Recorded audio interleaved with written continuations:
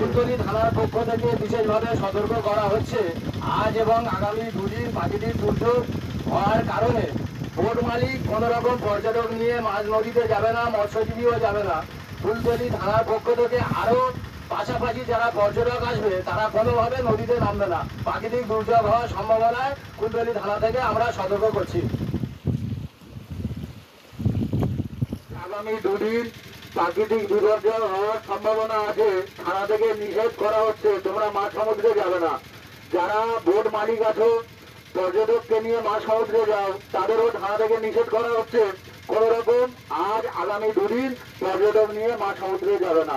যারা পর্যটক আছো সুন্দরবনে ঘুরতে আছো কোনো কারণে তোমরা নদীতে নামবে না।